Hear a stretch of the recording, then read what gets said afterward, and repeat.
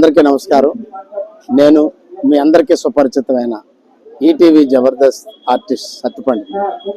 ఇవాళ తెలుగు ప్రపంచాన్ని, తెలుగు ప్రజల్ని నవ్వించే భాగ్యాన్ని ఇచ్చినటువంటి కళామ తల్లికి శిరస్సు వంచి పాదాబంధనాలు చేస్తూ, ఏదైతే మమ్మల్ని చూసి నవ్వుకున్నారో, ఏదైతే మమ్మల్ని చూసి ఆనందపడ్డారో, కుటుంబ సమేతంగా ఆనందించారో, అటువంటి నా విశాఖ వాసులు, అటువంటి నా విశాఖ స్టీల్ ప్లాంట్ ఎంప్లాయీస్ అందరూ కూడా ఇవాళ రోడ్డు పాలై నవ్వుల పాలవుతున్నారు అని తెలిసి చాలా బాధాకరంగా నేను ఈరోజు సంఘీభావం తెలియజేయడానికి రావడం జరిగింది.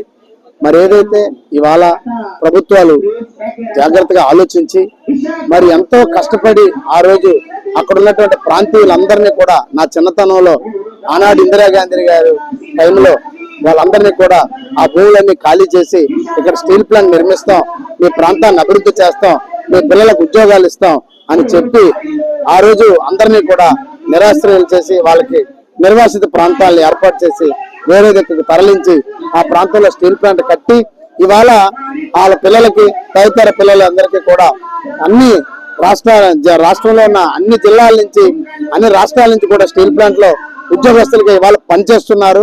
ఆ పని చేస్తూ అత్యధిక లాభాలను కూడా తీసుకొచ్చి ఈరోజు దేశంలోనే గర్వించదగ్గ ఉక్కు ఫ్యాక్టరీగా స్టీల్ ప్లాంట్ నిలిపితే ఇవాళ దాన్ని సిక్ చేసి అది ఎందుకు పనికిరాదు, అది సిక్ అయిపోయింది, దాన్ని అమ్మేద్దాం అని చెప్పి ఒక నిర్ణయం తీసుకొని ఈరోజు స్టీల్ ప్లాంట్ ఎంప్లాయీస్ కుటుంబాలందరినీ కూడా రోడ్డు పాలు చేయడం ఎంతవరకు భావ్యం అని చెప్పి ఈనాటి ప్రభుత్వాల్ని నేను కోరుతా ఉన్నాను.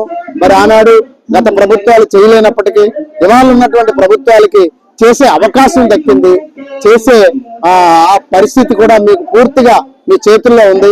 ఎందుకంటే మీరు చెప్పినట్టు వినాల్సినటువంటి పరిస్థితి కేంద్ర ప్రభుత్వానికి ఉంది. కాబట్టి దయచేసి స్థానిక ప్రభుత్వం ఏదైతే ఉందో, ఏపీ తెలంగాణ ప్రభుత్వాలు ఈ రోజు ఆ యొక్క కేంద్ర ప్రభుత్వానికి తెలియజేసి ఇక్కడున్న కష్ట నష్టాలని, వీళ్ళ జీవిత ప్రమాణాలని, వీళ్ళ పరిస్థితుల్ని, రోడ్డు పడ్డ వీళ్ళ జీవితాల్ని